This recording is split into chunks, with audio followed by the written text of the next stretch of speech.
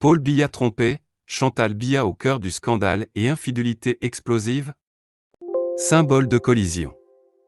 Dans le paysage politique africain, peu de premières dames captivent autant l'attention et suscitent autant de controverses que Chantal Vigourou Biya, l'épouse du président camerounais Paul Biya. Reconnaissable entre toutes par sa coiffure flamboyante, souvent comparée à une crinière de lionne, et son goût affirmé pour la haute couture et les couleurs vives, Chantal Biya est devenue une icône de mode et une figure médiatique incontournable, bien au-delà des frontières du Cameroun. Depuis son mariage avec le président Biya en 1994, elle a cultivé une image publique de philanthrope engagée, notamment à travers sa fondation Synergie africaine et le Centre international de référence Chantal Biya, CIRT, pour la recherche sur le VIH/SIDA. Cependant, cette façade glamour et charitable est régulièrement éclipsée par des rumeurs persistantes et souvent virulentes concernant son train de vie jugé extravagant, ses dépenses somptuaires présumées et une déconnexion supposée avec les réalités économiques difficiles vécues par la majorité des Camerounais. Ces murmures, amplifiés par les médias de la diaspora, les réseaux sociaux et les cercles d'opposition, dépeignent une première dame dépensant sans compter les deniers publics, selon ses détracteurs, lors de voyages de shopping luxueux à Paris, Genève ou Dubaï, s'adonnant à une passion pour les créateurs de mode les plus chers et les bijoux étincelants. Si la véracité de chaque allégation est souvent impossible à établir de manière factuelle en raison de l'opacité entourant les finances de la présidence camerounaise, la persistance et la résonance de ces rumeurs soulèvent des questions importantes. Elles interrogent le rôle et la perception des premières dames dans les régimes africains contemporains, la frontière ténue entre vie privée et dépenses publiques, et la manière dont le style de vie de l'élite dirigeante est perçu dans un contexte de défis économiques et sociaux majeurs. Cet article se propose d'explorer en profondeur la figure publique de Chantal Biya, d'analyser la nature et les sources des rumeurs concernant son train de vie, de les replacer dans le contexte politique et économique du Cameroun sous Paul Biya, et de réfléchir à l'impact de ces controverses sur son image et celle du régime. L'ascension d'une icône, de la modestie à la présidence. Pour comprendre la fascination et la critique que suscite Chantal Biya, il est utile de revenir sur son parcours. Née Chantal Vigourou en 1970 à Dimako, dans l'est du Cameroun, d'un père français expatrié et d'une mère camerounaise, Miss Mundi Rosette Ndongo Mangolo, devenue mère de Bangou après le mariage de sa fille, ses origines sont relativement modestes comparées à l'élite traditionnelle de Yaoundé. Elle grandit entre Dimako et Yaoundé, et sa jeunesse est assez peu documentée, ce qui a d'ailleurs alimenté certaines spéculations. Sa vie bascule lorsqu'elle rencontre Paul Biya, président de la République depuis 1982 et veuve de sa première épouse, Jeanne-Irène Biya, décédée en 1992. Leur rencontre aurait eu lieu au début des années 1990. Elle a alors une vingtaine d'années, lui une soixantaine. Leur mariage est célébré le 23 avril 1994. Cette union entre le président âgé et cette jeune femme issue d'un milieu moins privilégié, et surtout son style déjà affirmé, marque une rupture avec l'image plus discrète et traditionnelle des précédentes premières dames africaines. Dès son arrivée au palais d'Etoudi, Chantal Biya impose un style unique.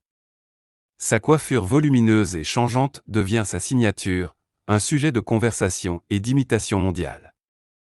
Son goût pour les couleurs vives, les imprimés audacieux, les tenues de grands couturiers, Chanel, Dior sont souvent cités, et les accessoires de luxe, sacs à main griffés, bijoux opulents, la distinguent immédiatement sur la scène internationale. Elle devient une figure incontournable des événements mondains et des rencontres diplomatiques, souvent plus photographiées et commentées que son mari, à la personnalité beaucoup plus réservée. Cette visibilité extrême, combinée à son histoire personnelle, crée un personnage public fascinant mais aussi particulièrement exposé aux critiques et aux rumeurs. 2. La façade officielle, philanthropie et représentation. Au-delà de son image de fashionista, Chantal Biya a développé un rôle public officiel centré sur l'action humanitaire et sociale. Synergies africaines contre le sida et les souffrances, en 2002, elle lance cette fondation panafricaine qui réunit plusieurs premières dames du continent pour lutter contre le VIH, SIDA et améliorer les conditions de vie des populations vulnérables. L'organisation a mené des campagnes de sensibilisation, mobilisé des fonds et soutenu divers projets sociaux et sanitaires. Le Centre international de référence Chantal Biya, CIRC, inauguré en 2006 à Yaoundé, ce centre de recherche de pointe sur le VIH, SIDA est l'une de ses réalisations majeures. Il a reçu une reconnaissance internationale pour ses travaux et a bénéficié de partenariats avec des institutions prestigieuses. Fondation Chantal Biya, FCB, créée avant Synergies africaines, cette fondation se concentre sur l'aide aux enfants et aux mères démunies au Cameroun, à travers des dons de matériel, la construction de centres d'accueil ou le soutien à l'éducation. Ambassadrice de bonne volonté de l'UNESCO, nommée en 2008, ce titre lui confère une plateforme supplémentaire pour plaider en faveur de l'éducation et de l'inclusion sociale. Ces initiatives lui ont valu des distinctions et une reconnaissance internationale pour son engagement humanitaire. Ses défenseurs soulignent l'impact positif de ses actions, notamment dans la lutte contre le VIH-Sida, un fléau majeur au Cameroun et en Afrique. Son rôle public lui permet également d'agir comme une ambassadrice de charme pour le Cameroun, utilisant son réseau et sa visibilité pour attirer des partenariats et des investissements, du moins en théorie. Cependant, même ses activités philanthropiques ne sont pas exemptes de critiques. Certains observateurs s'interrogent sur le financement de ces fondations et événements souvent fastueux, soupçonnant qu'ils bénéficient largement de fonds publics ou de contributions volontaires d'entreprises cherchant les faveurs du régime. De plus, le contraste entre les galas de charité luxueux organisés par la Première Dame et la pauvreté persistante dans le pays alimente le scepticisme quant à la portée réelle et à la sincérité de son engagement. 3. Rumeurs d'un train de vie princier, les allégations d'extravagance. C'est sur le terrain de son style de vie personnel que les critiques et les rumeurs sont les plus virulentes et persistantes. Elle dessine le portrait d'une première dame au goût de luxe insatiable et aux dépenses déconnectées de la réalité camerounaise. Shopping spree international, les allégations les plus fréquentes concernent ses voyages de shopping à l'étranger, principalement à Paris, avenue Montaigne, place Vendôme, Genève, Londres ou Dubaï. Des récits non vérifiés circulent sur des suites d'hôtels réservés à prix d'or, des cortèges de voitures, des boutiques de luxe privatisées pour elle et son entourage, et des factures atteignant des sommes astronomiques pour des vêtements de haute couture, des sacs à main de grandes marques, Hermès, Chanel, Dior reviennent souvent, des chaussures et des bijoux. Un goût prononcé pour la haute couture, son penchant pour les grands couturiers européens est évident lors de ses apparitions publiques. Si porter des marques de luxe n'est pas répréhensible en soi pour une première dame, les critiques pointent du doigt la fréquence et le coût supposé de ces acquisitions, se demandant si elles sont financées par des fonds personnels ou par le budget de l'État, via la présidence ou les ambassades. Voyages et jets privés, les déplacements de la première dame, souvent accompagnés d'une suite nombreuse, famille, amis, personnel, feraient l'objet de dépenses considérables. L'utilisation présumée de jets privés ou la réservation de sections entières d'avions de ligne sont régulièrement évoquées. Fêtes et réceptions, des rumeurs circulent également sur l'organisation de fêtes somptueuses, que ce soit au Cameroun ou à l'étranger, pour des anniversaires ou d'autres célébrations privées, dont le coût serait exorbitant.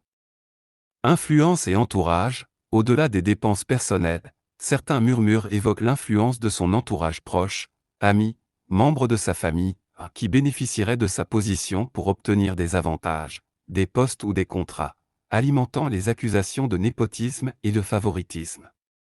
Les sources et la diffusion des rumeurs. D'où proviennent ces allégations?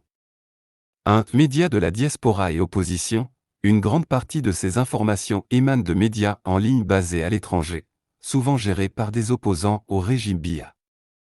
Ces plateformes relaient abondamment les critiques et les témoignages, souvent anonymes, sur le train de vie de la famille présidentielle.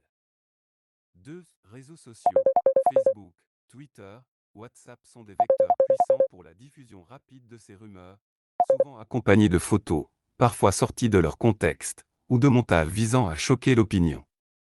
3. Fuites, supposées, de l'intérieur, parfois, les informations sont attribuées à des sources internes, au palais ou à l'administration, mécontentes ou cherchant à nuire.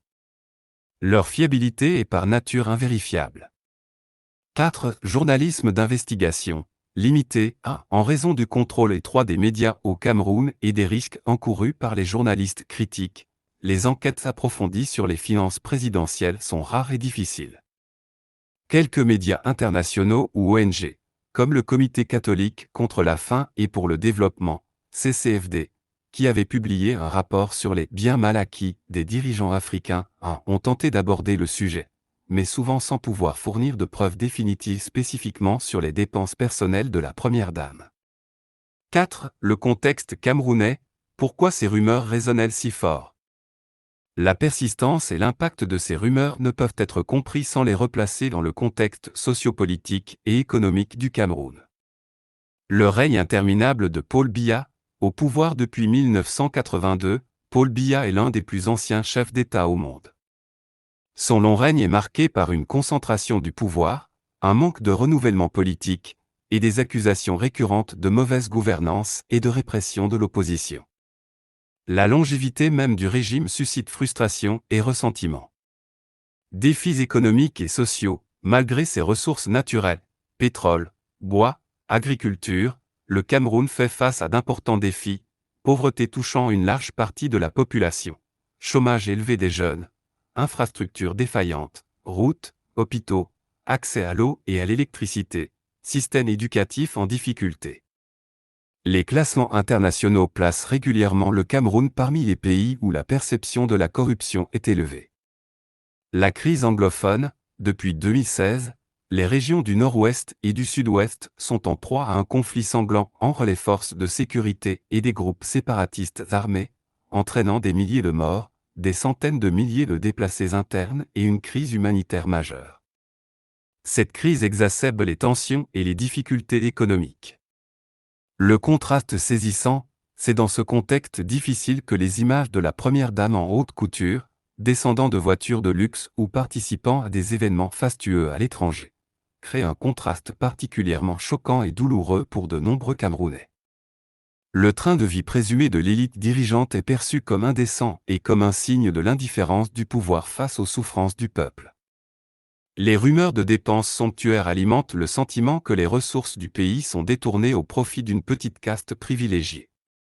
Chantal Biya comme symbole et cible, en tant que figure la plus visible et la plus glamour de l'entourage présidentiel, Paul Biya étant lui-même très discret et apparaissant peu en public, surtout ces dernières années, Chantal Biya devient involontairement, ou pas, le symbole de ce régime et de ses excès présumés.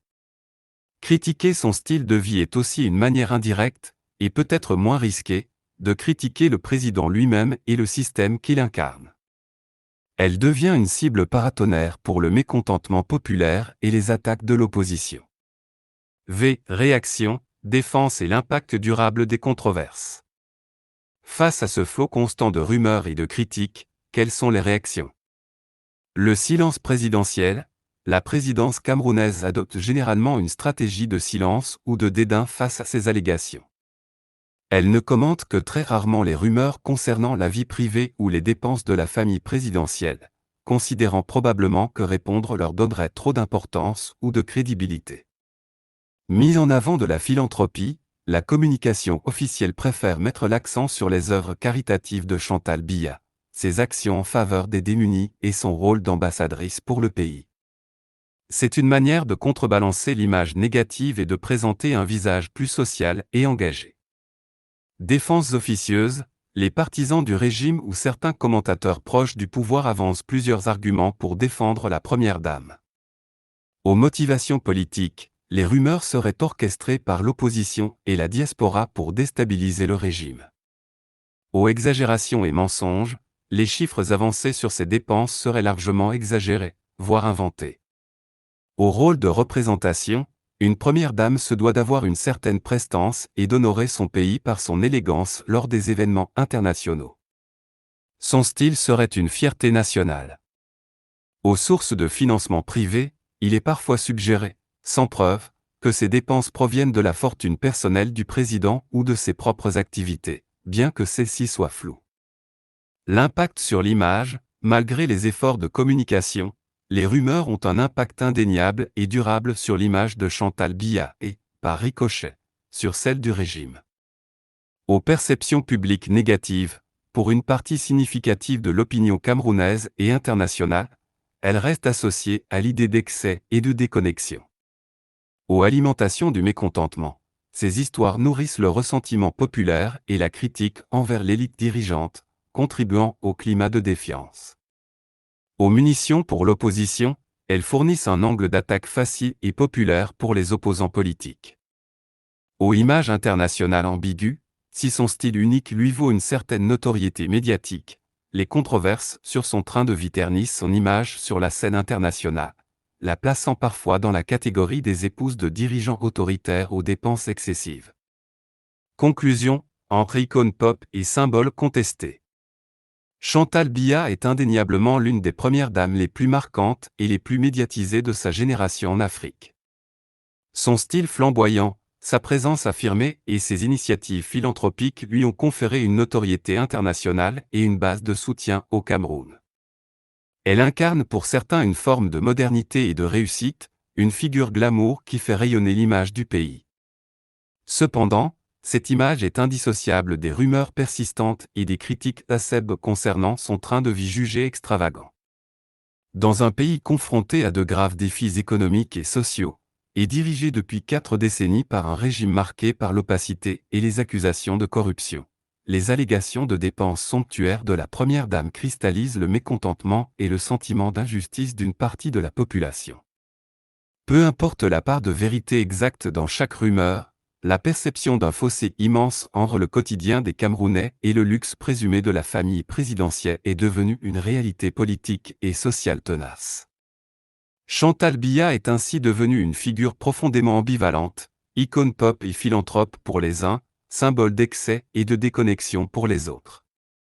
Son histoire illustre les défis et les contradictions du rôle de première dame dans un contexte de pouvoir concentré et de fortes inégalités.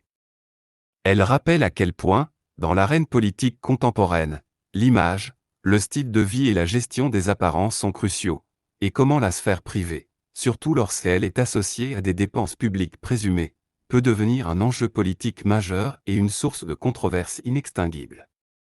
L'ombre des rumeurs continuera sans doute de planer sur Chantal Biya, aussi longtemps que le Cameroun sera confronté à ses défis actuels et que la présidence restera entourée d'un voile d'opacité. C'est tout pour aujourd'hui. Laissez-nous vos commentaires en bas, ne manquez pas de vous abonner et de partager la vidéo. Merci et à la prochaine.